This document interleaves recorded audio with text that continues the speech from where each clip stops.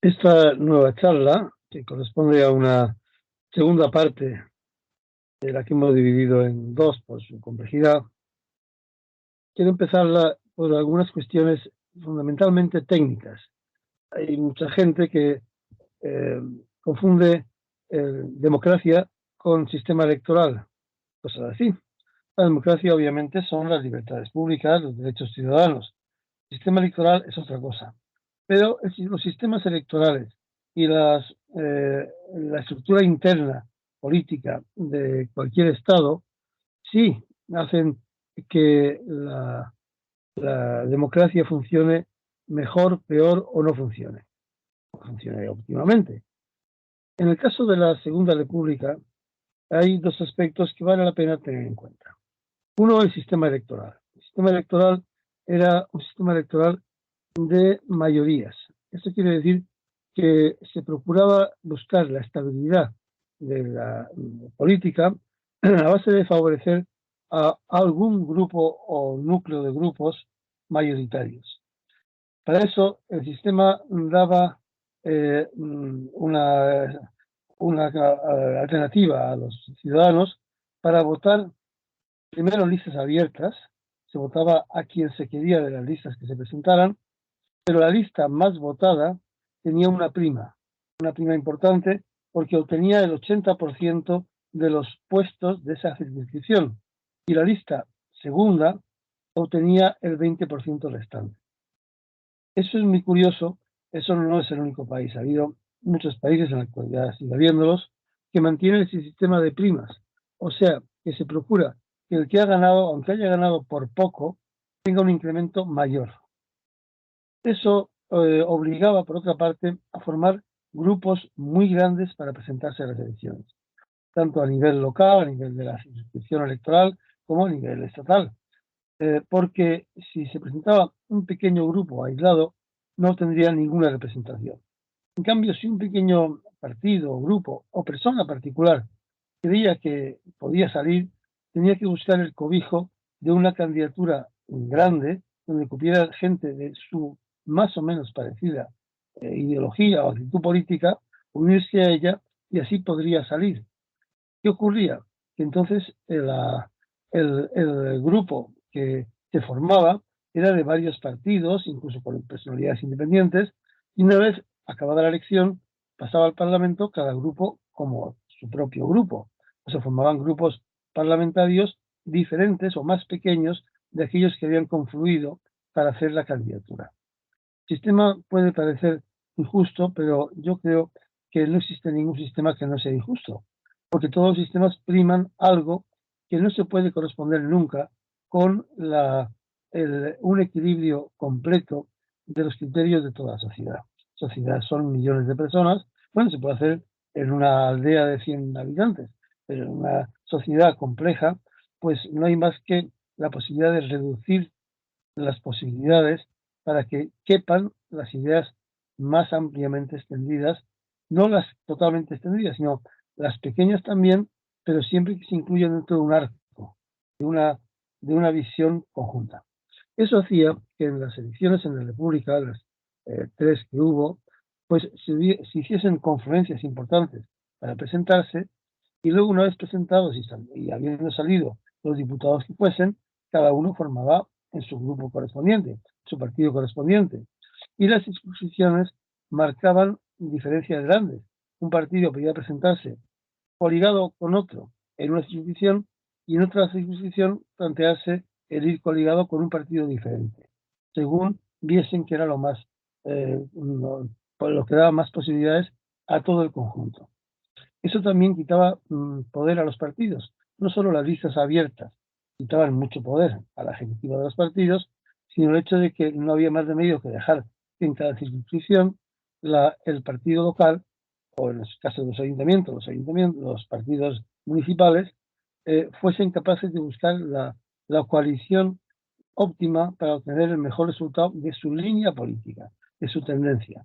Sí que ese era el sistema, y ese sistema tenía, obviamente, conllevaba un defecto. Si ganaba un partido no, una coalición, esa coalición se comía todo lo demás. Por ejemplo, en las últimas, las del 36, ocurrió que la coalición de derechas y de izquierdas quedaron bastante igualadas, con una mayoría baja, pero importante, de la izquierda, pero una mayoría relativa, medio millón para acá, medio millón para allá, con unos cientos para arriba, unos decenas para arriba, unos decenas para abajo. Pero la que tenía mayoría obtenía la mayoría del Parlamento con una prima mucho más grande.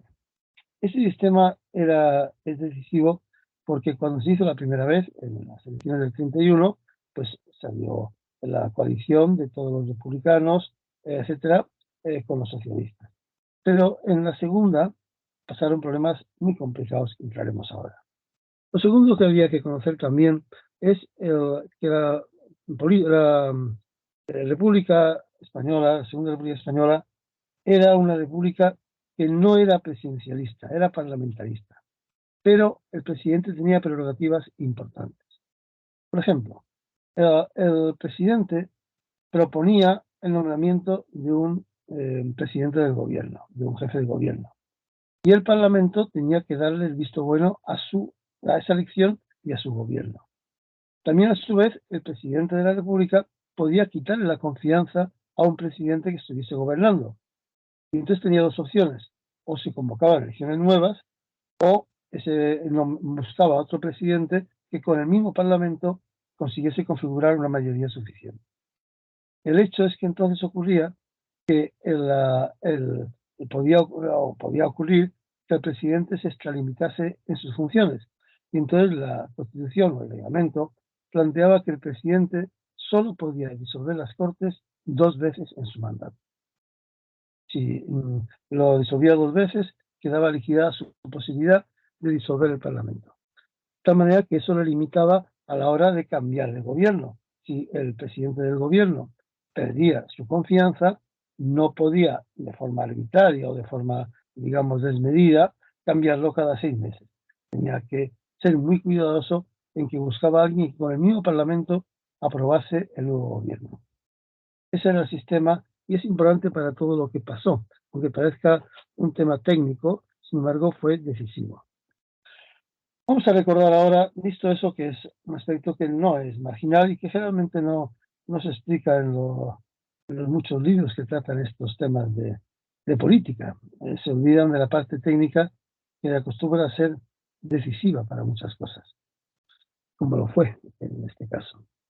Recordemos, como estábamos hablando, que durante uno de los primeros 9 meses de la República se hizo la Constitución en un gobierno de amplia coalición desde los partidos republicano radical, de larga tradición republicana, que llevaba desde el siglo XIX conformando, principio del siglo XX, pero con tradición anterior, con Salmerón al frente, llevaba conformando la tradición republicana, y los demás partidos, los nuevos republicanos, que se habían organizado alrededor del pensamiento de republicanos como Manuel Azaña, pero también de otros muchos, Marcelino Domingo, etc., y también de los socialistas, también de los republicanos catalanes.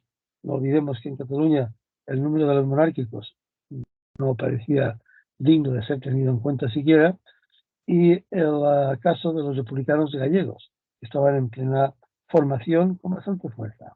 El caso vasco es un caso aparte, porque el Partido Nacionalista Vasco era un partido que, sin embargo, se estaba en una posición ideológica muy decantado hacia la Iglesia Católica. Una iglesia que no era la misma que en el primado de Toledo. Había marcadas diferencias. Es un caso aparte.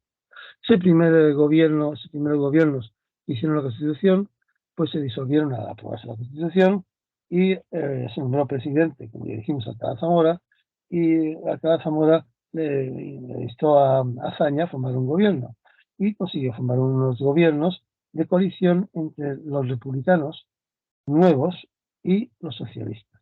Porque los republicanos del viejo Partido Radical no entraron en aquellos gobiernos. No entraron porque era un partido que había pasado de ser un partido en los años 10, 20 del siglo radical de posiciones de izquierda a ser un partido de la burguesía. Esto es muy importante. ¿Quiénes eran los componentes habituales del Partido Radical en los años 30? Pues había varios sectores. Uno, el más importante, era el de la gente que tenía negocios profesionales, etcétera, propietarios de pequeñas fábricas o de grandes fábricas, eh, tipos que tenían negocios profesionales, despachos de abogados, grandes comercios, empresas de estructuración de cosas como la ingeniería, etcétera. Todo eso ese tipo de gente formaba un corpus importante del Partido Radical. Pero, y eso era la gente nueva, porque desde el principio del siglo esa generación se había formado en un espíritu moderno, como ya decíamos, europeo, y no entendían que pudiese haber una monarquía, que la Iglesia fuese un lastre para abrir las conciencias y abrir el pensamiento, abrir la cultura. Necesitaban instrucción pública y los curas no eran la instrucción que era necesaria para ese tipo de mundo. Y ese mundo llevó al Partido Republicano Radical a todo ese sector de la sociedad de profesionales, industriales, comerciantes, etcétera. Pero luego el Partido Republicano Radical arrastraba su pasado. En su pasado, en los años 10, cuando empezó a tener fuerza, pues era un partido de la pequeña burguesía, de la gente que tenía pues un pequeño comercio, lo que se llamaría el pueblo.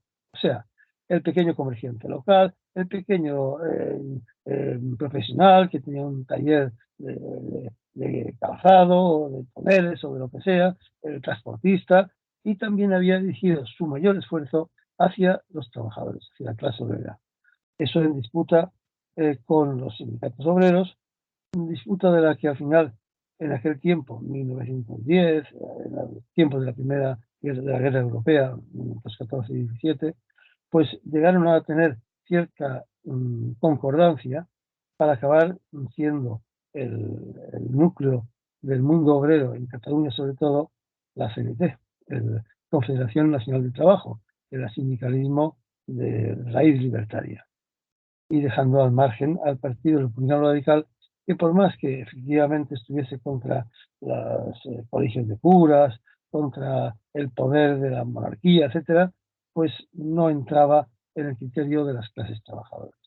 Así que al llegar a los años 30 hay un partido radical que es columna vertebral de la República, porque es el partido más importante que llega a conformar la República, y además es el partido que reúne a todas las llamadas clases medias. Entonces, y ahora, clases medias, es decir, ese tipo de sectores profesionales, industriales y también de pequeños comerciantes, de gente de tipo popular, que tienen pues su pequeño el bar, la tienda, etcétera, y que se conforman esa estructura social de lo que se ha llamado generalmente clase media.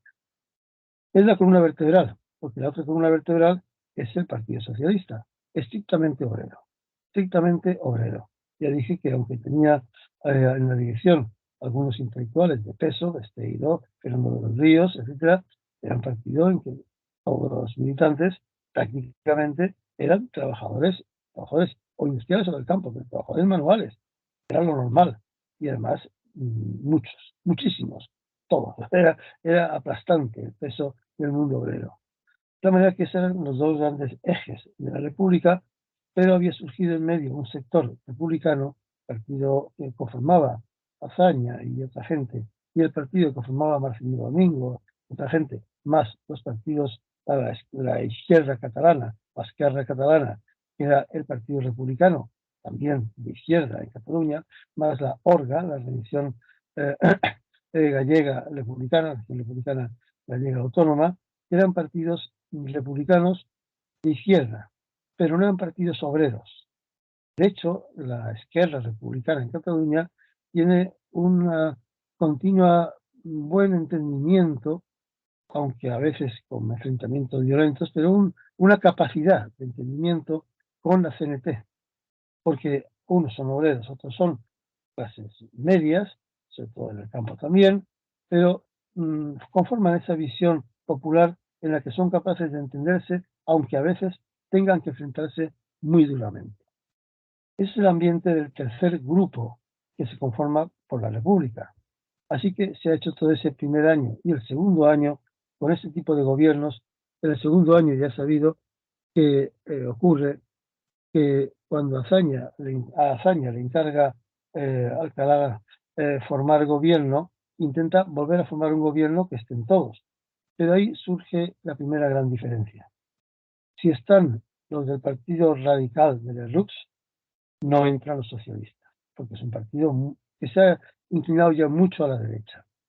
Y si entran los socialistas, no entra el partido de Lerroux. De esta manera que después de muchos titubeos, al final Azaña forma un gobierno solo de republicanos de ideas avanzadas y de socialistas, que gobierna hasta el año 33, del año 31 al 33, pasan año y medio, 2 años gobernando, donde se realizan las grandes reformas.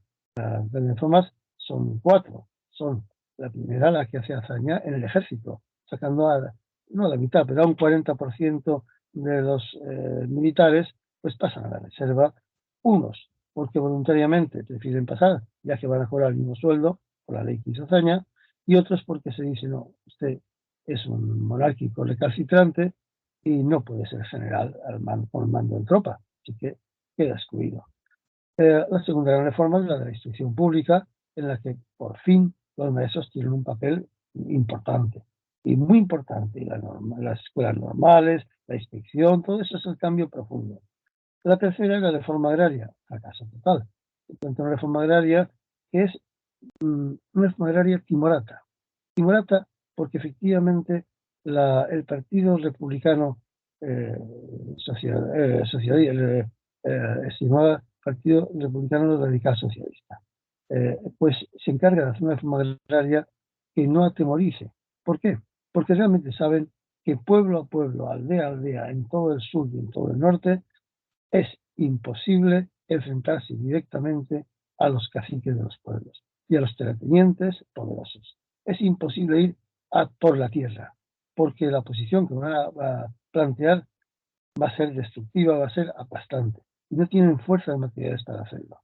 Y la cuarta reforma que se hace en ese periodo es la de la ley del trabajo, que organiza Largo Caballero como ministro del Trabajo, en las cuales efectivamente se quedaron unos derechos a los trabajadores, especialmente a los de la tierra, que jamás habían soñado. Pero en esa situación se pasa todo ese año y hay prisas, como ya expliqué, hay prisas porque hay hambre. Hay hambre, hay una situación general en toda Europa, en todo el mundo, de quiebra de la economía por la famosa crisis del 29 y porque además la economía española, aunque había salido bien, porque en la primera guerra, en la guerra europea, no había participado, y los industriales españoles y el campo español se había dedicado a vender a todas partes, había hecho mucho dinero. Al llegar la crisis europea, pasó que la gran exportación española, que era de verdura y fruta, pues se quedó sin compradores. Así que lo que antes se vendía antes de la crisis del 29, vendían en Francia, en Alemania, en Inglaterra, grandes cantidades de tomates y pepinos y de lechugas, pues de pronto la gente en Europa se había empobrecido descomunalmente, el paro se había disparado y no se vendía.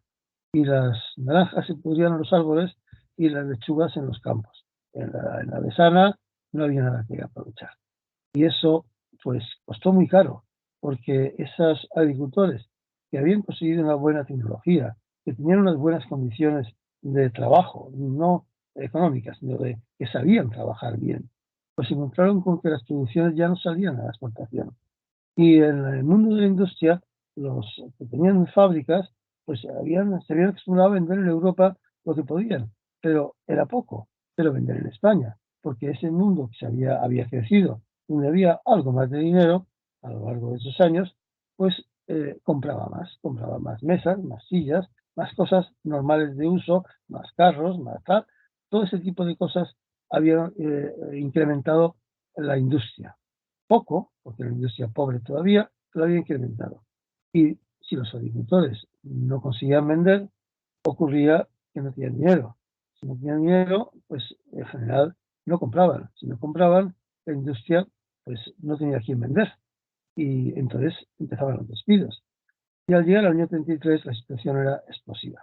Explosiva porque el número de parados era muy alto, porque el campo no se había arreglado nada y Andalucía, Extremadura, Salamanca, Ciudad Real eran zonas de latifundios donde los graceros, que eran millones, no tenían nada.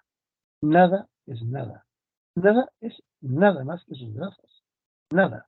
Y como había república, los caciques y los grandes terratenientes le decían, ya lo dije varias veces, ¿queréis república? Os vais a comer república. Y no había trabajo, no les daban trabajo. Así que la situación era mala. Y con las leyes que había sacado Largo Caballero y el gobierno del primer bienio, pues sí, había derechos, pero con no aplicarlos, asunto arreglado. El terrateniente, el amo, el encargado decían, sí, sí, la ley me obliga a contratar solamente dentro del municipio si todavía hay algún obrero en paro en el municipio. Bueno, pues no contrató a ninguno, que se pudra la tierra, no pasa nada. Los amos son ricos y aguantar 2 años, 3 años sin producción está sin cuidado. Y vosotros a pasar hambre. Y eso estaba pasando en todo el sur, en toda la zona de terratenientes y latifundios. Ya digo, la situación era explosiva porque en el rico productivo Levante, en las tierras de trigo de Castilla, en Cataluña con sus cultivos históricos, el vino, el olivo, etcétera, y en el sur con la tradición de amos de la tierra, pues todo el campo se arruinaba, se arruinaba. Así que llegado el momento de aplicar esas leyes, pues todo era complejo, porque no se podía ir mucho más allá, no se podía decidir, no había la voluntad decidida de ir más allá. Y los partidos republicanos, hasta estos de izquierda, que estaban contra la forma de explotación del capitalismo salvaje de la época y de cualquier época, sin embargo no tenían coraje para eh, ser partidos obreros, que no lo eran, sino de clases profesionales, etcétera. Así que ocurrió que, por un lado, la CNT produjo varios levantamientos anarquistas en el campo y en las ciudades, en la industria, que fueron duramente reprimidos, y eso creó mucho malestar. Hasta el último, que es Casas Viejas, donde fue masacres por parte de la Guardia Civil contra los campesinos. Y a su vez, la UGT fue configurando un sindicato de braceros en el campo enorme. Al llegar el año 2003 había una situación difícil, digamos. Así que se plantearon algunos temas importantes y, bueno, el gobierno no pudo mantenerse. No se pudo mantener porque efectivamente el Partido Socialista comprendió que era imposible estar en la calle y en el gobierno. Que o estaban en la calle luchando por sus derechos o en el gobierno frenando la tensión de la calle. Así que no podía seguir. Por otra parte, los sucesos de Castillblanco, en enero del 33, fueron violentísimos, pero cuando salieron a la luz, cuando los periódicos lo publicaron como una, simplemente entró la Guardia Civil con un capitán a su mando y fusiló a un buen montón de vecinos del pueblo, sin más, contra las paredes y fusilados. Y tras un levantamiento anarquista que no había producido más que pues, una refriega por el cuartelillo de la Guardia Civil, sin mayores consecuencias. Pero cuando entró la Guardia Civil de verdad, fusiló a 14 vecinos y asesinó a media docena más, quemándoles dentro de una casa. Cuando eso estalló, el escándalo fue muy grande y quedaba todavía bazas por jugar. Lo principal era que había que crear el Tribunal de Garantías Constitucionales que marcaba la Constitución, un tribunal para dirimir si las leyes eran o no aceptables, inclusivas en la Constitución. Y ese tribunal, claro, tenía un peligro. No podía decir que no a una ley, sino decir que no se ajustaba de tal o cual forma, según su punto de vista, a la Constitución y devolverla al Parlamento, al presidente de la República, que la llevaría al Parlamento.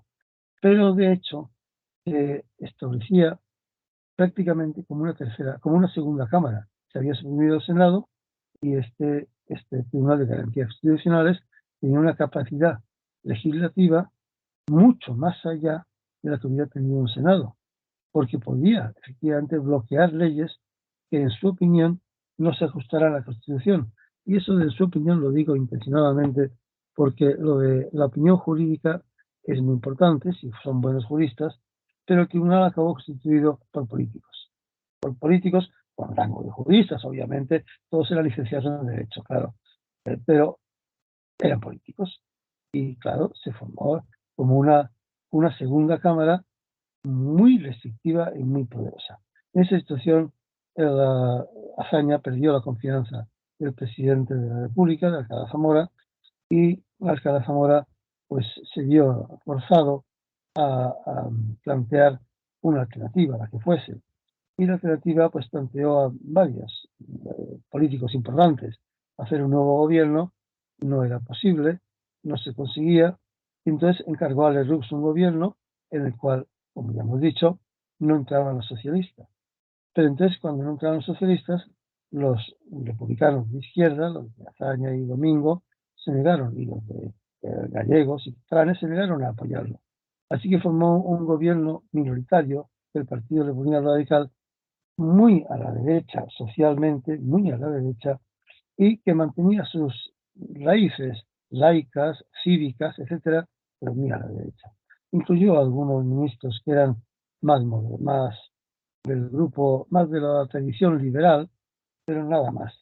Así que ese gobierno absolutamente inestable no era posible, y el presidente de la República se vio obligado a darle el decreto de disolución a Lerroux, no a Lerroux porque no era razonable, sino a pedir un gobierno para hacer elecciones.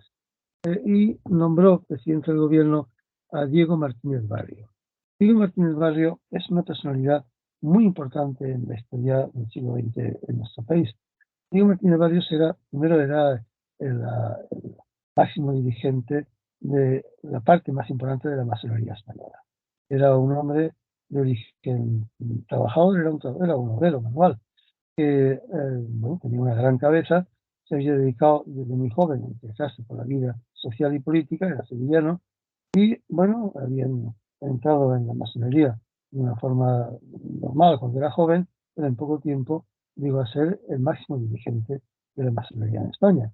Eso no significa mucho, que la mitología posterior dijese que eso era ser poderosísimo, no, no lo era.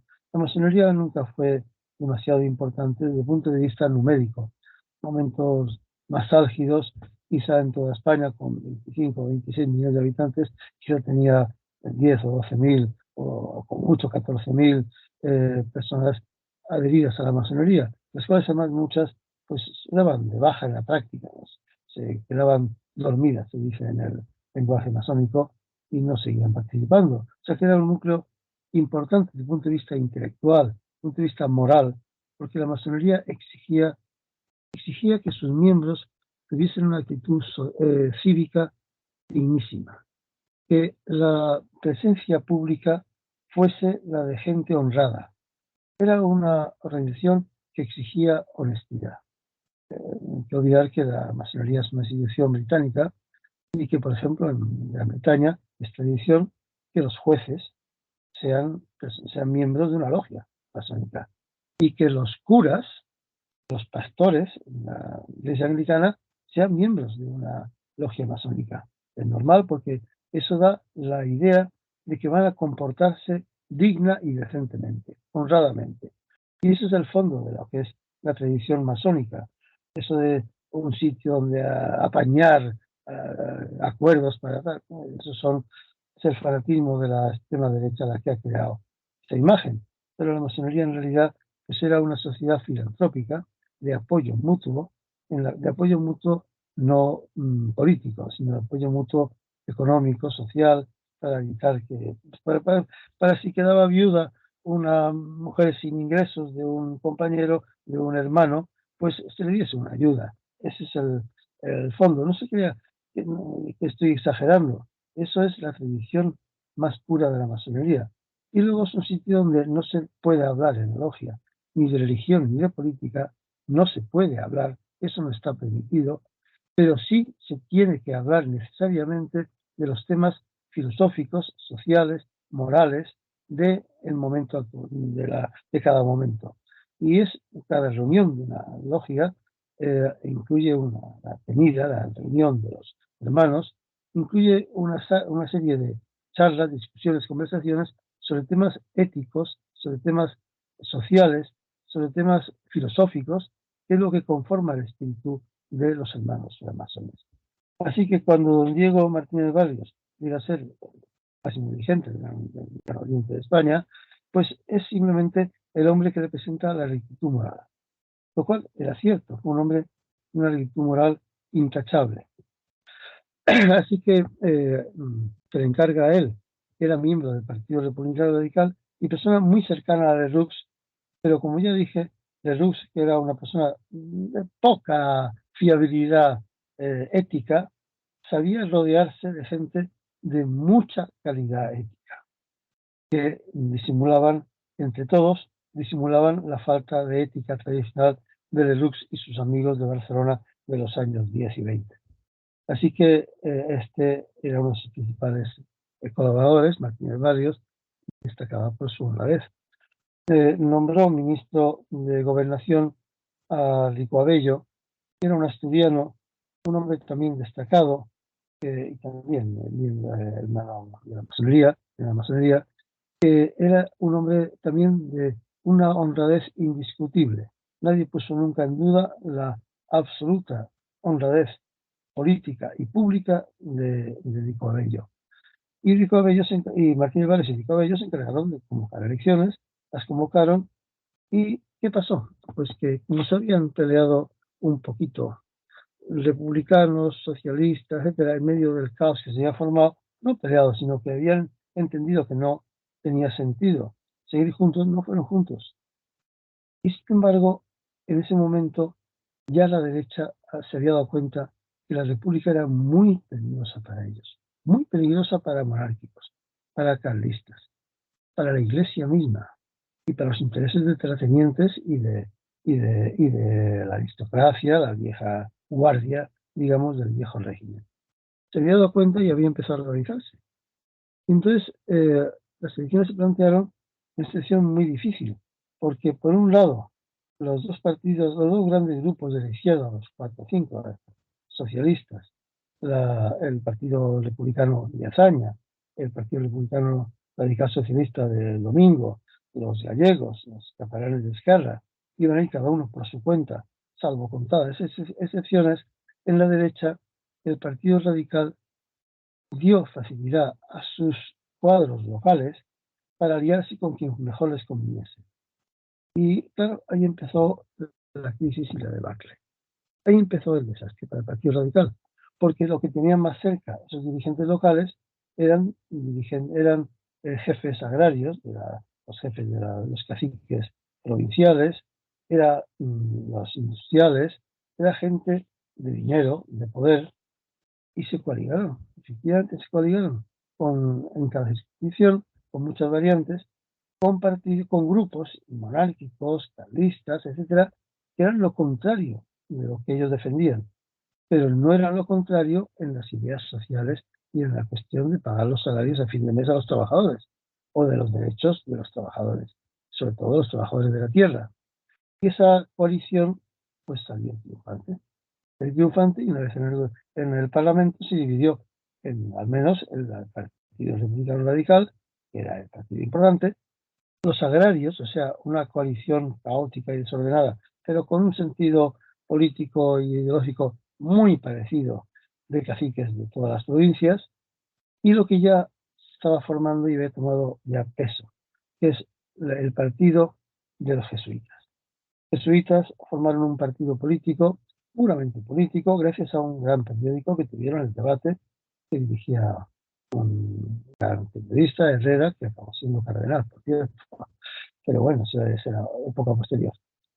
Y con un gran dirigente de Salamanca, Gil Robles, que era un abogado, que todos son relacionados con el mundo de la Compañía de Jesús. Pues eso formó un partido, la CEDA, la Confederación Española de Derechas Autónomas, que reunía, como ya dije, no a un partido jerárquico vertical, sino confederaba a todos los carcas que no fuesen monárquicos estrictamente, que no fuesen los agrarios, los que sobraban, se configuraron alrededor de los intereses de la Iglesia. La Iglesia, por medio de la selección de propagandistas, conformó ese partido en toda España. Salió triunfante. Y a partir de ahí empieza la crisis profunda, que es lo que nos interesa en esta charla de hoy. La crisis profunda es que el Partido Radical ha dejado de ser el Partido Republicano Radical de toda la vida. Ahora se ve entre dos fuegos. Por un lado, sus militantes tradicionales, ingenieros, abogados, industriales, pues siguen siéndoles ajenos los monárquicos y no tienen mucha simpatía a al clericalismo, al poder de los obispos, de la iglesia, etcétera. No porque les estorba, porque a un industrial le estorba que en la educación pase solo por las clases altísimas en colegios de pago muy caros de los curas. Necesita escuela pública, porque necesita no solamente que sus hijos, que sí van a ir a un colegio de curas caro, salgan muy bien preparados, sino que entre los trabajadores la gente tenga otra preparación, sepa leer y escribir, tenga unos conocimientos, pueda capacitarse profesionalmente.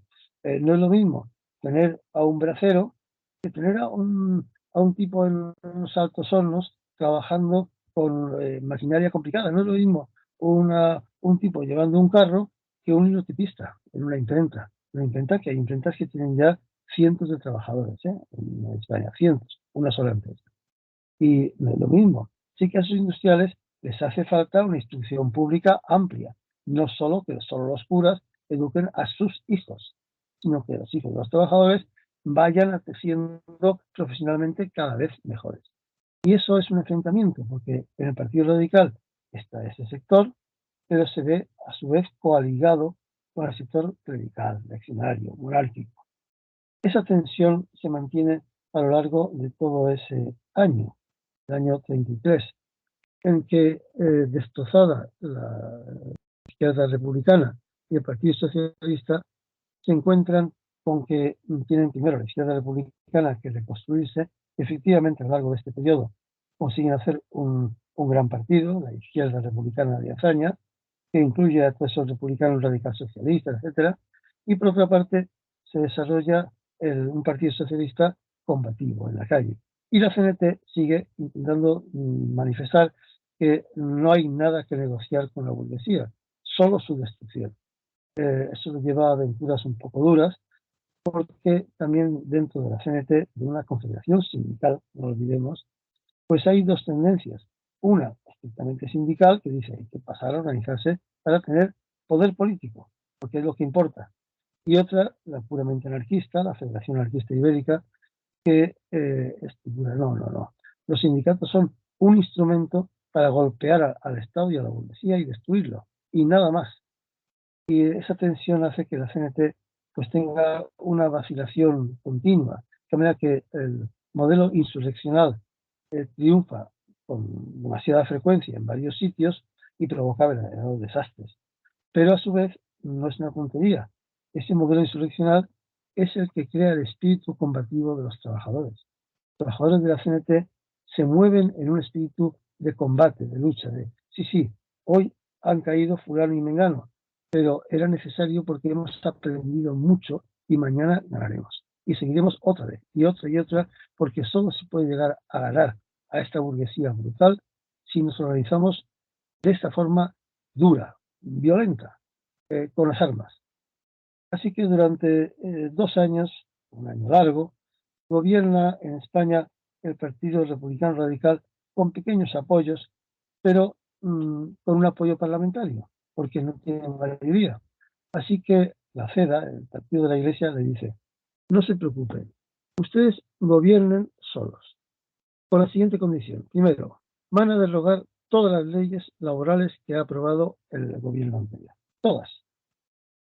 Lo decimos nosotros, lo dice la Iglesia, pero oigan, a ustedes también les viene bien, ¿verdad? Pues empiecen por derogarlas. Segundo, se ha aprobado unas reformas contra la educación clerical que no nos sientan bien. Así que, miren, vamos a liquidarlas. Olvídense, hagan todo lo que se había aprobado de la escuela pública, todo eso, llévenlo adelante, tranquilamente, con el dinero que tengan. Pero a nosotros no nos toquen un pelo. Nuestros colegios siguen siendo nuestros colegios, las organizaciones religiosas siguen siendo las religiosas, y lo que se planteó de disolverlas, tal, olvídense, liquiden esa legislación. De la reforma agraria, hombre, pues miren, se ha hecho poquito, pero se ha hecho, olvídenlo también, ¿eh? Táchenlo todo, táchenlo totalmente. Y en el entreacto pasa una cosa importante, y es que gobernando el gobierno de Azaña con los socialistas, ya había habido un primer intento de golpe de Estado. Un general, el general Sanjurjo, viendo lo que era un mundo progresista de republicanos y socialistas, pues intenta un golpe de Estado en el año 32, en el verano, el 10 de agosto, y no le siguen las capitanías generales, se queda aislado en Sevilla, la CNT en Sevilla provoca la movilización general, la huelga general, y el general huye a Portugal, donde antes de llegar es cogido preso y metido en la cárcel. Ha hecho un intento de golpe de Estado, es juzgado, condenado a muerte, e inmediatamente permutada la pena de muerte por la decisión, por el gobierno de Azaña, que no cree que sea una buena idea fusilar gente. Cree que no se puede, simplemente. Además de que la Constitución había suprimido la pena de muerte, salvo en el ámbito militar. El hecho es que estaba en la cárcel y el gobierno de Lerroux, la FEDA, le exige que a Sanjurjo y a todos sus compañeros que habían sido encarcelados o liquidada su carrera militar por participar en ese golpe de Estado se les amnistíe. Y además, el gobierno de Azaña, al liquidar ese golpe de Estado, había procedido a nacionalizar las tierras, a expropiar las tierras de la grandeza de España, porque entendía que todos los grandes aristócratas de España eran los que habían hecho el golpe con Sanjurjo, lo cual es absolutamente cierto. El hecho real es que a poco que escarbasen, veían que todo el dinero y el apoyo y las fuerzas con las que había contado eran los 300 grandes títulos de España. Sí que había expropiado todas sus tierras. En el gobierno de Lerroux, de este año ya, digamos, conservador, pues la FEDA le exige y a Sanjurjo y a sus amigos se les amnistía y las tierras se nos devuelven, que son nuestras, de toda vida además. Llevamos siglos con ellas. Así que el gobierno de Lerroux va tomando esas medidas y sintiéndose cada día en el Parlamento más incapaz de aprobar nada que no pase por las orcas caudinas de la FEDA, lo cual es una presión inteligente. Yo digo que es un partido formado por los jesuitas y por lo tanto con una habilidad humana extraordinaria. No aprieta hasta ahogar, aprieta hasta imposibilitar nada que no sea lo que ellos quieren, pero no ahoga. Dice Gil Robles que él se proponía 3 etapas. En una primera, apoyar el gobierno sin entrar en él. En una segunda, entrar en él sin dirigirlo. Y una vez que estuviese dentro, tirarlo abajo y hacer un gobierno de ellos nada más. Bueno, eran las 3 etapas. La primera se estaba cumpliendo y la primera se estaba cumpliendo hasta el punto de que la mitad de los radicales, o un porcentaje muy alto de los radicales, del gobierno, decidieron que no seguiría, que Lerroux había ido a la derecha de una forma desmesurada y que además estaban trabajando para sus enemigos, para los no republicanos, porque la CEDA jamás aceptó declararse a favor de la República. Tampoco dijo que era monárquica. Dijo que, bueno, era lo que se llamaba posibilista. O sea que aceptaban trabajar dentro del ámbito de la República, pero no eran republicanos. Así que la mitad del Partido Republicano Radical pues se extinguió, dirigida precisamente por Martínez Vargas, que es quien dijo no. Nosotros somos republicanos, somos radicales, no somos clericales, no somos de la aristocracia, creemos que hay que hacer reformas y profundas tanto en la educación como en el tema de la iglesia, como en el tema de la tierra, aunque no tanto como dicen los socialistas, pero sí que hay que hacer reformas, así que nos vamos. Y se fueron y dejaron el gobierno, digamos, en más minoría todavía. En el entreacto, en ese año 34, que es el año clave, el año en que ocurre toda la crisis profunda de lo que se había creado, pues pasa que el Partido Socialista se va organizando cada vez con más solidez, pensando que la República se escapa de las manos. ¿Qué quiere decir eso? Que el ideario republicano, el ideario de una sociedad que además de republicana es profundamente social. O sea, como ya hemos explicado otras veces, que la Constitución no está defendiendo ideas genéricas de patria, de nación, sino derechos sociales reales, los derechos ciudadanos y los derechos sociales. La clave de la Constitución es que los derechos ciudadanos y los derechos sociales aparecen explícitamente nombrados uno a uno en la Constitución. Y por tanto la Constitución de la República es con ese fin. Claro está, que como eso es imposible para la Iglesia, lo que se proponen es ir cambiando las leyes que se habían hecho antes para el siguiente paso, que es el que les importa, es entrar en el gobierno y cambiar la Constitución. Cuál era posible legalmente. No era, las constituciones se pueden cambiar y en el caso de la República Española no requería un consenso del 80%, como ha pasado otras veces, sino un consenso importante. Así que en la segunda parte, entrar en el gobierno, era cambiar la Constitución. Cambiar la Constitución significaba que lo importante dejaban de ser los derechos sociales, lo importante dejaban de ser los derechos ciudadanos, lo importante dejaban de ser las libertades públicas y pasaban a serlo los principios de propiedad, etcétera, que no es lo mismo, como todos podemos entender. Así que ocurrió que llegado el momento en que se pierde, en que se ve que se pierde toda la esencia de la Constitución, tanto los republicanos de Azaña, los catalanes de Esquerra, los gallegos de la Orga, como los socialistas entienden que no, que hay que imponer el volver la Constitución a su cauce. Y su cauce es esa Constitución social y política. Y que no se puede permitir que sea no ya alterada, sino desvirtuada por un gobierno manejado desde la Iglesia, que era el enemigo con el que se enfrentaban desde el principio, y por la monarquía, por los monárquicos y por los carlistas. Que no se puede. Y el Partido Socialista se va organizando cada vez con más energía y más dureza para evitar que se llegue al colapso. Es en ese punto en el cual crean aquellos famosos 10 puntos en un comité clandestino entre la UGT y el PSOE, en los cuales lo principal, voy a recordar, es lo primero que exigiría es hay que dar un golpe de fuerza, de acuerdo con los republicanos de izquierda, de acuerdo con catalanes, nos vaya a apoyar en ese sentido, y con la CNT, si hay hora de contar con ella, para volver la República a su cauce, al cauce del que nació. Y ese cauce del que nació no va a ser posible esperar 20 años para ya realizarlo.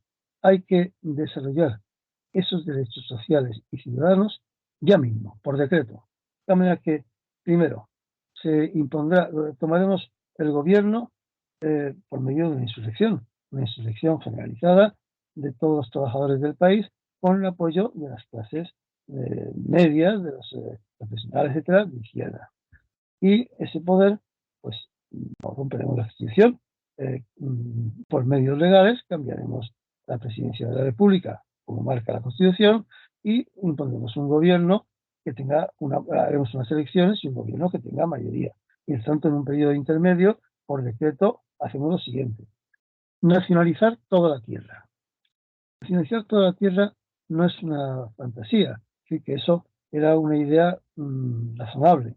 Cuando la tierra se nacionaliza, se crea una ruptura que es la realidad del 80% de las tierras del mundo. Solo los países capitalistas tienen la tierra en propiedad privada. En los demás, pues la tierra es propiedad de Dios o de la sociedad o de todo el mundo o lo que sea, y lo que se tiene es la posesión, no la propiedad.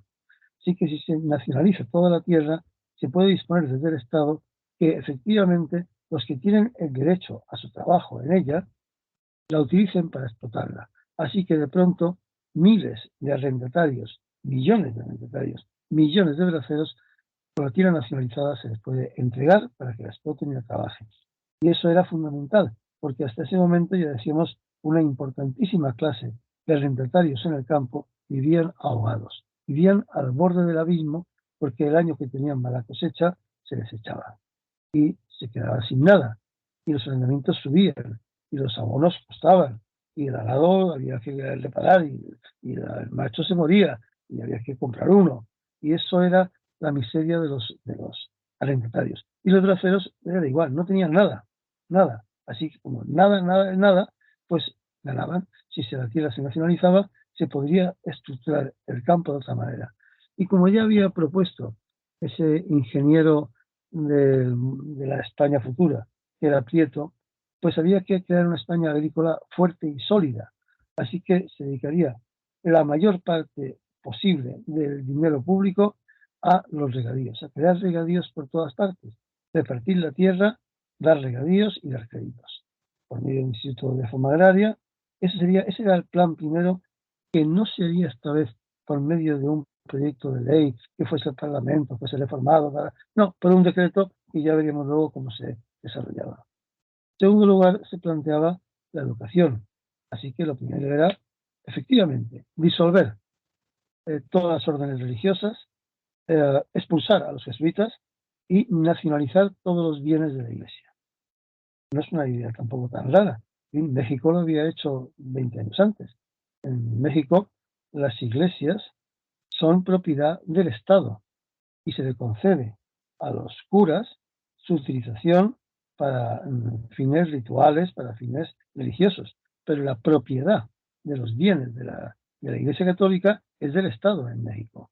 Es en su totalidad, además, no digamos en Rusia, donde toda la propiedad eclesiástica quedó absorbida por el Estado sin ninguna discusión.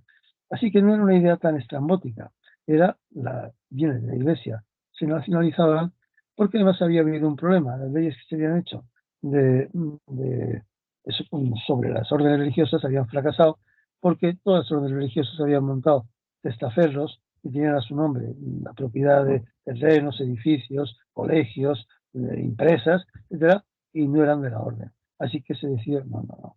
Se nacionaliza, se busca quiénes son los propietarios reales, se nacionaliza todo lo que son bienes de la Iglesia y se expulsa a los jesuitas. La otra parte eso llevaba a que se invirtiese un enorme esfuerzo en la instrucción pública. La Iglesia no podía seguir enseñando, se le prohibía la enseñanza, pasaba a ser, se pedía enseñanza del bachillerato, etcétera. Pero que podías enseñar su religión en su local privado, eso no había ningún problema. Pero lo que era enseñar, dar las clases para los estudiantes, eso era en manos del Estado, como en Francia. Sí, que en Francia ya estaba establecido que la única institución que podía impartir la enseñanza era el Estado, que además tenía que ser laica y no podía haber símbolos religiosos de ningún tipo en los centros de enseñanza públicos. Así que no era tampoco ninguna cosa tan rara, era bastante razonable. Se planteaba las tres partes más duras de esa reforma. Eran: la primera, se disolvía el ejército y se volvía a montar sobre unas bases estrictamente profesionales, estrictamente, y además democráticas. O sea que cualquier ciudadano podía ingresar al ejército y alcanzar por su propio esfuerzo el más alto grado, el generalato, el almirantazgo, y no por castas. Pero además se eliminaban a todos aquellos elementos, se les daba de baja a elementos que no fuesen conformes con ese desarrollo democrático del nuevo ejército popular, que además debía estar muy mezclado, debía ser una mixtura con el pueblo. Y se disolvía la Guardia Civil, porque lo que había sido un fracaso absoluto es que se había mantenido la Guardia Civil, que en cada pueblo pues seguía siendo el sargento y sus 4 hombres eran las fuerzas armadas del cacique y de la iglesia. Y eso no podía ser, así que había que disolverla y crear una milicia popular en su lugar. Es cierto que en el primer periodo de la República se había entendido que la Guardia Civil no es muy razonable para disolver conflictos sociales, porque solo llevan armas largas, fusiles, y van a caballo, y entonces la mortandad entre los que protestan una manifestación llega a ser altísima. Así que habían creado el cuerpo llamado de guardias de asalto, una policía con elementos disuasorios menos lesivos, con pistolas, porras y cosas así, pero no tan feroz como la Guardia Civil. Bueno, pues todo eso había que disolverlo y crear una milicia popular. Y por último, a la industria había que plantearle pararle los pies. Había que llegar a un acuerdo para que los trabajadores tuviesen unas condiciones laborales que estuviesen reguladas y que fuesen muy favorables. No se podía seguir consintiendo que la patronal hiciera lo que le diera la gana. Así que con ese plan se hicieron los 10 puntos famosos, que eran los puntos de la insurrección. Si la insurrección triunfaba, se aplicaba por decreto esos 10 puntos y se convocaban elecciones y se daba por sentado que se ganarían. ¿Por qué? Pues porque efectivamente se hablaba de una cosa que parecía absurda, pero era así, era el número. Es que el número de obreros de la ciudad y del campo eran el 70% de la población, claro. Y eso pues no era fácil, entonces decir, bueno, pues no, como votan poco no importa, no, claro, primero se toma el poder y luego se ve qué se hace con las elecciones.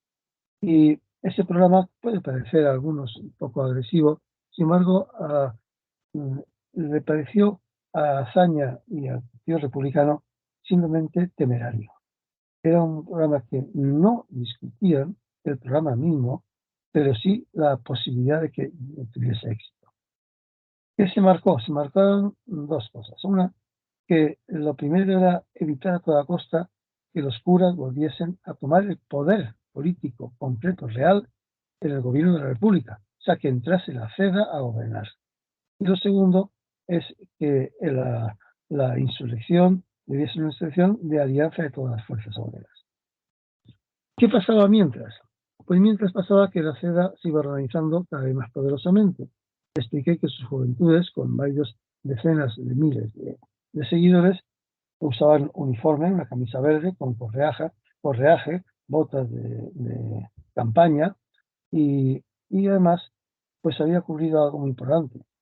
En Europa, en el año 33, hay un gobierno del tipo de la CEDA, igual a la CEDA, gobierno social católico, el canciller Dollfuss en Austria, que en cuanto llega al poder, lo que se plantea es liquidar al Partido Socialista.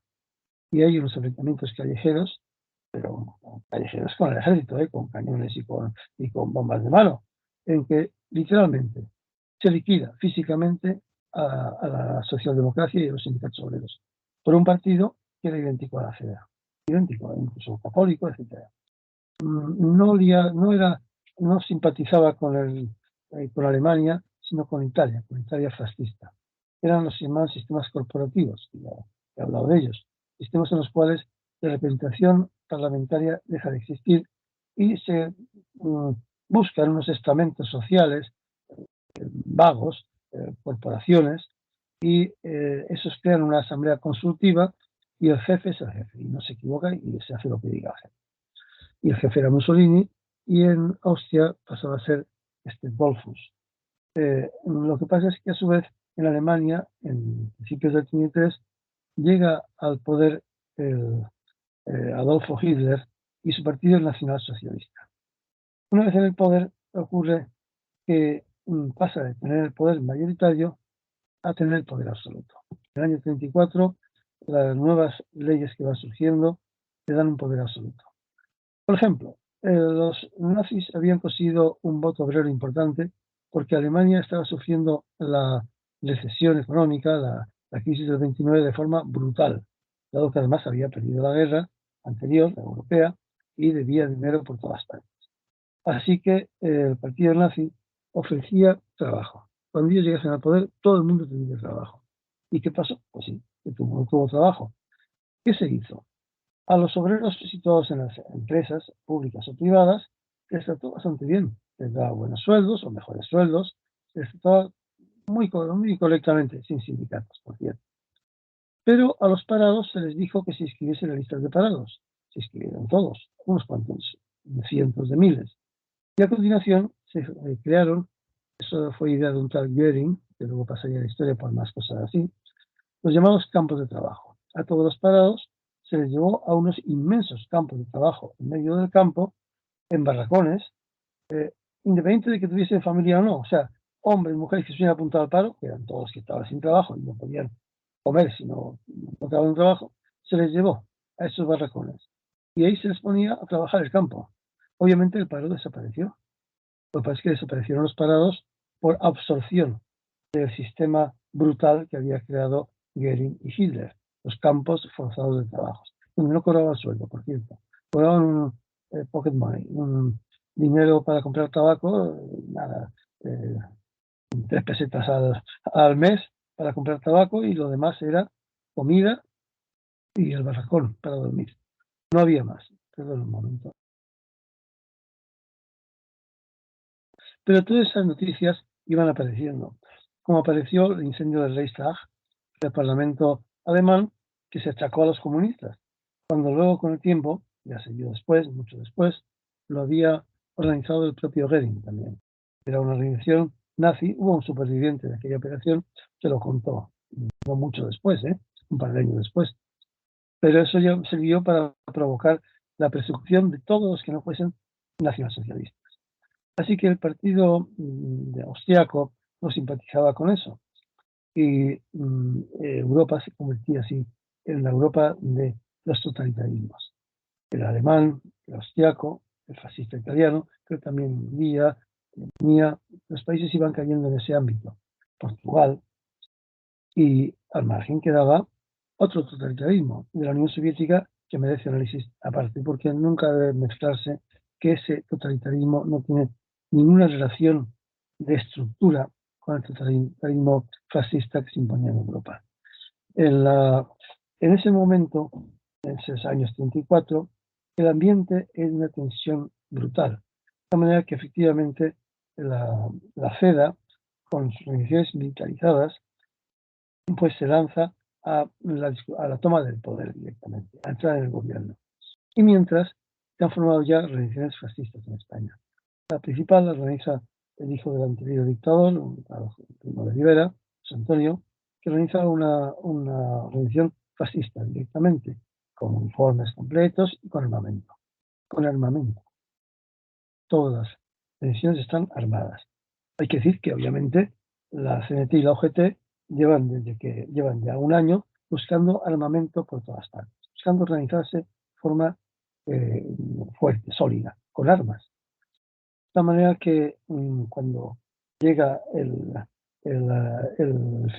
año 34, una situación crítica porque se decide, el gobierno no quiere amnistiar al general Sanjurjo y la CEDA se lo exige, la CEDA y los monárquicos le exigen la amnistía de Sanjurjo y la devolución de las tierras de todos los aristócratas. Y ocurre entonces que Alcalá Zamora, el presidente de la República, que es republicano, realmente llegaba a una comisión de que hay que defender la República. Ese presidente tiene que defenderla. Se niega a firmar ese decreto. Se niega a firmar la amnistía que la considera absolutamente injusta y demás que choca con la esencia de la República.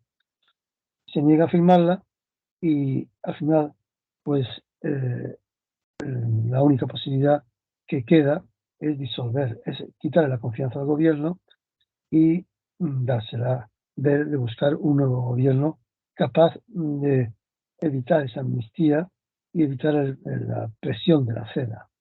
Bueno, no lo consigue.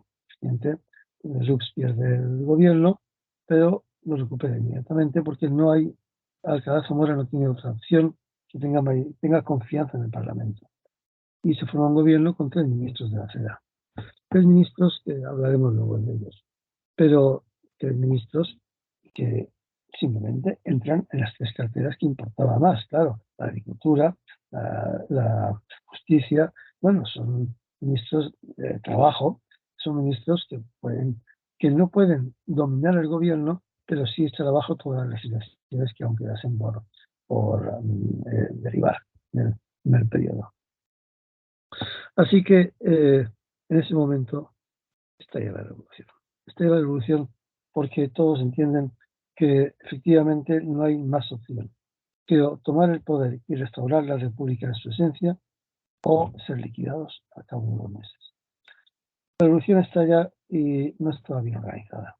Primero, en el verano del 34 se había adelantado la Federación de Trabajadores de la Tierra de la UGT y había convocado una huelga general que fracasó. Fracasó por la represión. Hay que decir que en los gobiernos de Lerroux los ministros eran, hay que decirlo, en general, gente moderada, gente bastante moderada.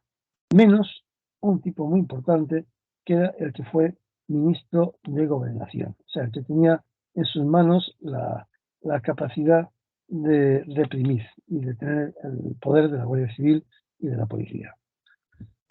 Ese hombre era un viejo republicano que había sido un anticlerical furibundo hasta el año 32 y que salió diputado por Badajoz y se casó con una rica hacendada de Badajoz, la que era de un hacendado de Badajoz, y a partir de ahí empezó a ser más bien clerical. Y lo que fue brutal en la represión, brutal. Sí, que la huelga de la Federación de Trabajadores de la Tierra del verano del 34 provocó miles y miles y miles de detenidos y bastantes muertos. Así que cuando llegó el momento en que entraba la CEDA en el gobierno y el Partido Socialista había planteado ir a la revolución, pues se encontraban con que le faltaron las fuerzas del campo, que eran decisivas. Por otra parte, desde Cataluña, un partido de izquierda importante, el Bloc Obrer y Camperol, de Joaquín Maurín, había propuesto que era un hombre de una visión política quizás de las más finas y más rigurosas de todo el periodo, uno de los hombres que tenía una mejor concepción de la idea de España y de la idea del poder y de la idea de la lucha obrera. Y había formado ese partido, él y mucha gente, claro, él era el máximo dirigente y llevaba meses proponiendo las alianzas obreras, o sea, una unión de los partidos obreros o de los grupos, sindicatos, partidos de las uniones obreras para hacer la revolución. Hasta hasta el verano, había conseguido pues tímidas adhesiones, pero cuando ya la revolución se acerca, pues se encuentra con que el Partido Socialista es quien coge la idea y la hace suya, con que la CNT se divide, la parte más anarquista, más de la FAI, no acaba de incorporarse y la parte más sindicalista se incorpora con todo convencimiento. Y el Partido Comunista, pequeño, muy pequeño, pero con fuerza obrera, que hasta pocos meses antes se había opuesto, de pronto recibe de Moscú, ante el miedo a la Alemania cada vez más poderosa, la orden de integrarse también, se integra. De tal manera que entonces se forman las alianzas obreras. La revolución estalla y se provocan dos fenómenos diferentes. En Cataluña, la CNT, que es la fuerza decisiva, junto con Esquerra Republicana, pues toman el poder. Hay un comandante, Pérez Ferraz, que se pone al frente, toman el poder. Pero Esquerra se da cuenta de que no tienen un poder real para proclamar la revolución. Le exigen que proclame la República Catalana, que proclame la independencia. Y tarda 2 días en decidirse. Al final la proclama, con el aplauso de todas las fuerzas de izquierda, pero no de sus antiguos compañeros de la Lliga Nacionalista, que de pronto se dan cuenta que sus ideales pues han dejado de coincidir con los ideales nacionales que tenían. En otros lugares la revolución es sofocada porque el campo, ya digo, le falta el campo, y en Asturias triunfa aplastantemente y se forman los comités obreros, se organizan, hay armas, hay muchas armas. Hay que decir que es que estamos hablando de que en Asturias el ejército obrero que se forma para defender la República tiene 30.000 obreros armados, mal armados, cierto, con lo que encuentran pistolas, fusiles, armas de cualquier tipo, pero armados. Y en Cataluña la CNT está armada, y en Euskadi también hay armas, y en toda España hay armas por todas partes.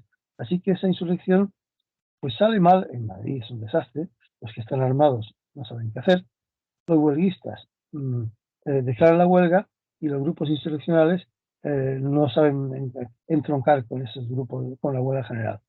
Mientras que en Asturias sí, el triunfo es completo. ¿Y qué ocurrió?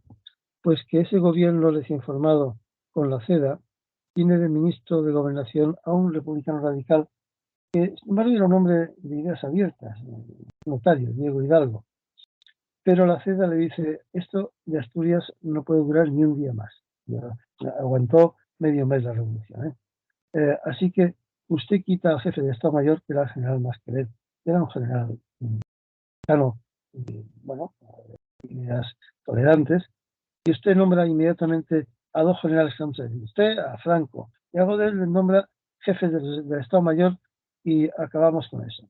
Y lo que hizo Franco fue desembarcar tropas de la Legión y de los regulares marroquíes en Asturias, y entrar a saco, literalmente entrar a saco.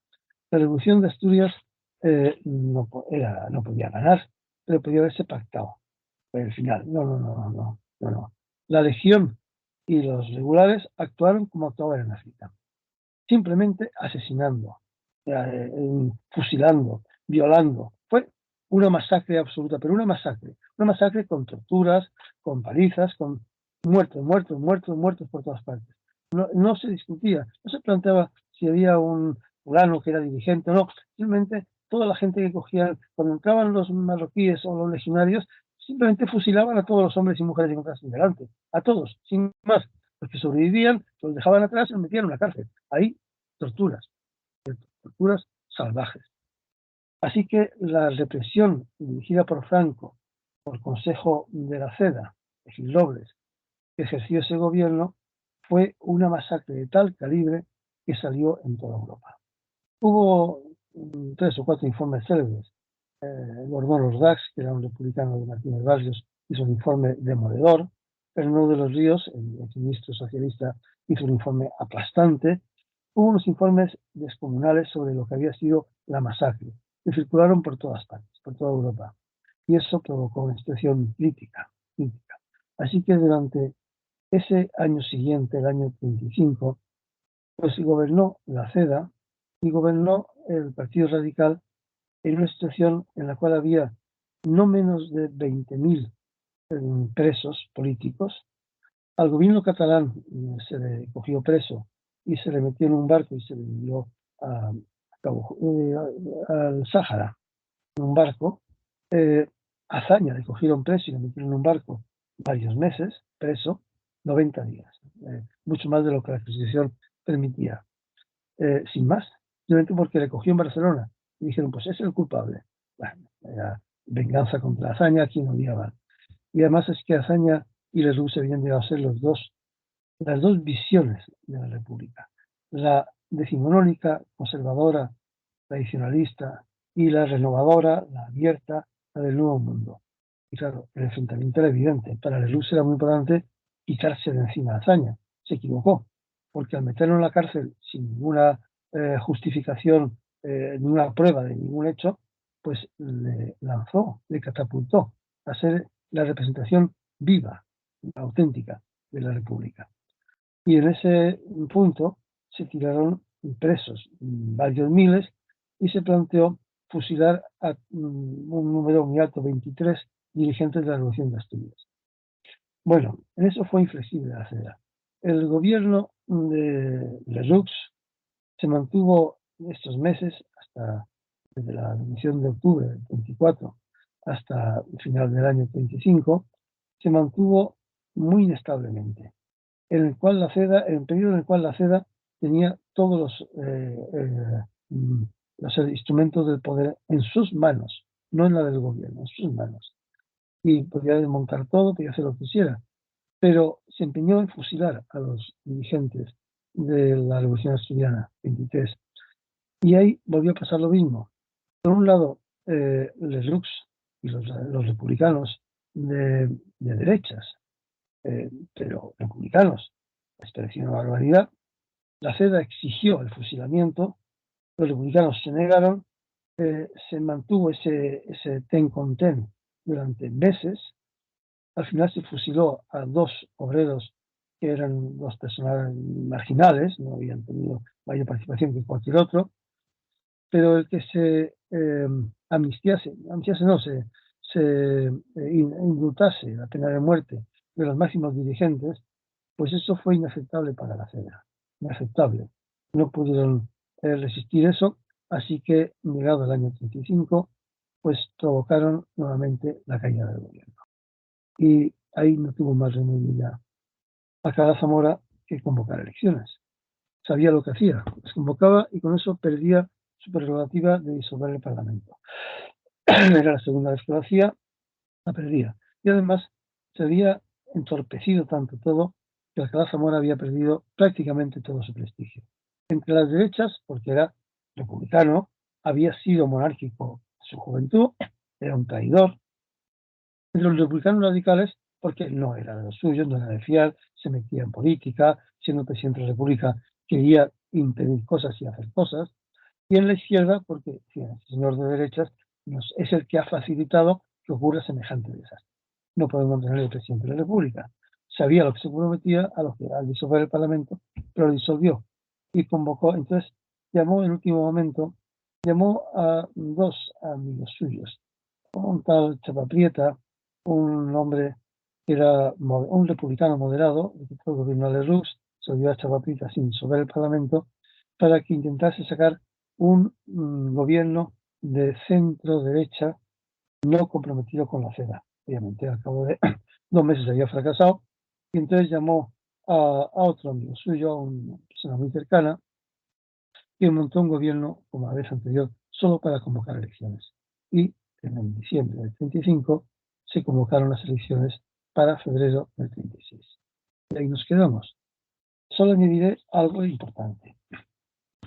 Estos gobiernos, ahora el siguiente capítulo ya será esas elecciones y el periodo posterior.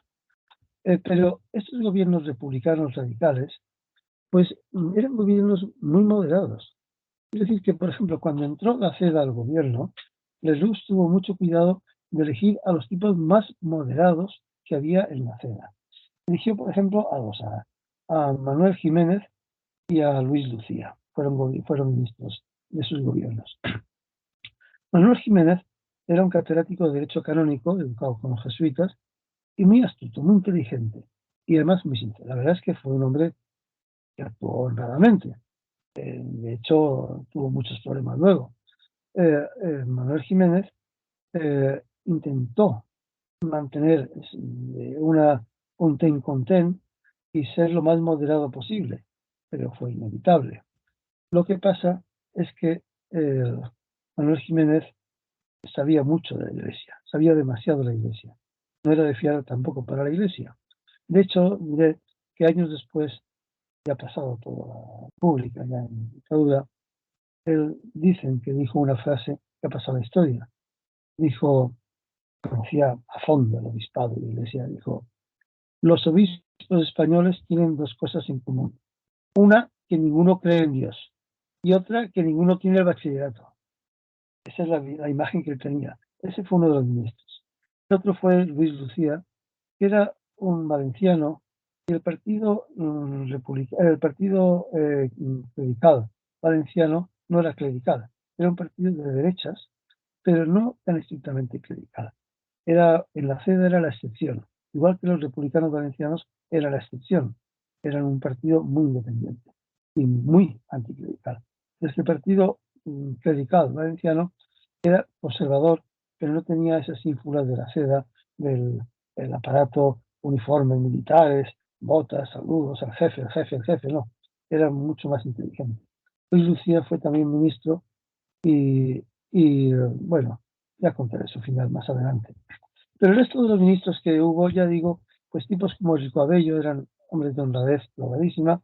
Voy a decir algunos. Hubo dos ministros que provenían de la agrupación al servicio de la República, que en los años 30 se había formado por Unamuno, Ortega, etcétera, Marañón, y que, bueno, fueron como independientes y fueron ministros moderados, pero eran eso, un médico, uno era un médico, otro era un abogado.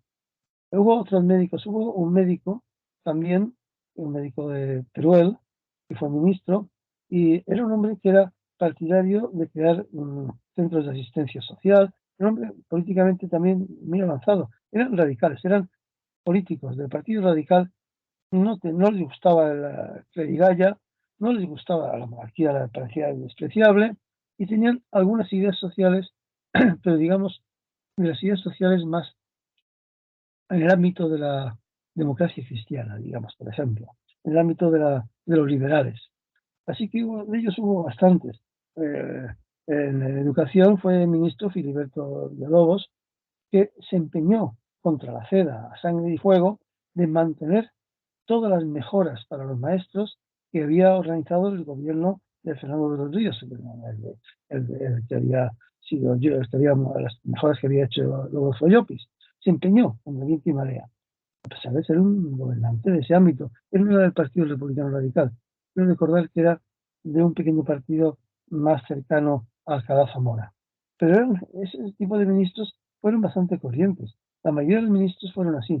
El único que obviamente no era de ese tipo fue el brutal ministro de Gobernación que se dedicó a la represión pura y simple. También debo decir que era un mundo muy rico. Hubo 3 diputados en las Cortes de la República que eran curas, pero eran curas por el Partido Radical, eran curas anticlericales. Uno, el más famoso, en realidad, acabó en el exilio en México, los otros también acabaron mal, pero eran curas anticlericales que estaban indignados de lo que hacía la Iglesia. Así que se presentaban a las elecciones y salían siendo curas, iban al Parlamento siendo curas, pero en contra de la CEDA y de la Iglesia, a favor de una república moderada, burguesa, pero no clerical, no monárquica. Ese es el ambiente. López de Origa era más un hombre impetuoso y activo, y bueno, tuvo un peso real, y murió en el exilio de México, como ya digo, pero era cura, y fue miembro del Partido Radical, Partido Republicano Radical, y como tal fue diputado en las Cortes. Y así hubo varios más. Quiero decir que hay que quitarse los lugares comunes. Era un mundo, insisto en ello, de la República, de una riqueza intelectual, política y social de tal calibre que convivían fuerzas dispares, tremendas, con unos criterios vivos. Hay que decir que, pondré un caso que se entenderá bastante bien. A la salida, en cualquier momento, cuando los periodistas preguntaban a cualquier ministro cualquier cosa, el ministro contestaba, y contestaba con ideas políticas. Es decir, le preguntaban, ¿y qué van a hacer con no sé qué? Y explicaba lo que iba a hacer a los periódicos. A veces explicaban demasiados. He sabido que había algunos ministros que tenían la lengua demasiado larga para el disgusto de Azaña cuando era presidente del gobierno.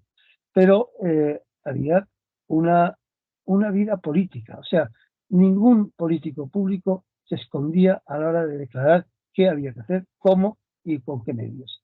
Todos declaraban su posición, decían qué pensaban que había que hacer. Y además lo decían a la prensa. No eran esas cosas que se han visto luego tantas veces, el político que se pone de perfil, disimula, no sé si haremos tal o cual, eso ya lo verán ustedes, no. Siempre había una respuesta clara y la prensa, claro, era una prensa que daba gusto porque había periódicos con tiradas de más de 100.000 ejemplares diarios, diarios. Y esos periódicos recogían continuamente un debate político, ideológico y social vivísimo, vivísimo. Ese era el mundo real. Así que ya digo, los ministros del gobierno republicano radical de Lerroux no eran unos zotes.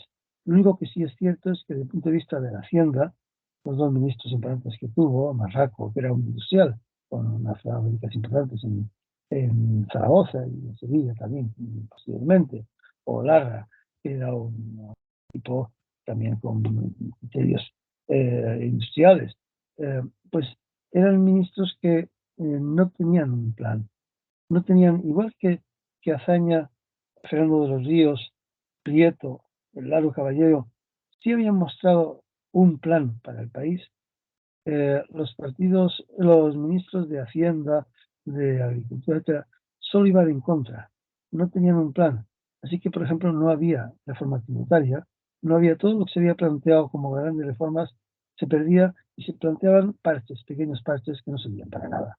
Y esos pequeños parches eran, quizá en mi opinión, escándica la del punto más débil de los gobiernos de Lerroux, que era ineficiente. Eran gobiernos de gente que no eran monstruos, eran republicanos con ideas moderadas, muy moderadas, y salvo en un caso, gente moderada, pero republicana, y que con ideas muy burguesas, y que lo que pasa es que no tenían un proyecto para el país, ningún proyecto. Improvisaban, daban ideas dispares, cambiaban con frecuencia, de tal manera que Lerroux era un carcamal del viejo mundo decimonónico, de los viejos criterios de la burguesía antigua española, y no era capaz de conformar gobiernos que tuviesen un proyecto de futuro. Él no lo tenía. Él estaba acabado. Cuando llega estas elecciones del 36, de la convocatoria del 35, él ya es barrido de la historia. Él ya desaparece. Él ya deja de existir porque ha comprendido, tiene 71 años, que ha llegado a su fin político, porque ya nadie le toma en serio. Ese es el fin de Lerroux, que se fue a Portugal y desapareció. Ya no tuvo ningún papel posteriormente en la historia de España, más que unas memorias en las que todo lo que cuenta o es mentira o se parece bastante a una mentira, pero si no se puede demostrar. Pero ridículas están muchos años después, como las que hizo Gil Robles en los años 70 del siglo pasado, que todo es mentira también, todo es mentira, todo se ha inventado, vamos. Además se lo inventó de una forma que, contrastando con la época, pues se ve. Pero Lelouch desapareció porque se había comido la historia. La historia seguía a marchas forzadas, avanzaba a pasos agigantados, y los viejos próceres del pasado morían. Y la nueva vida de este país estaba pujante y tenía ya el poder en las manos. Solamente había que aplicarlo, porque lo tenían. Era la clase obrera y las clases medias avanzadas de profesionales, de intelectuales, de comerciantes, que sí tenían las ideas de libertad y de que el capitalismo no era muy bueno, que funcionaba mal, funcionaba muy mal, que el comunismo soviético no le gustaba nada, pero tampoco a los socialistas, por cierto.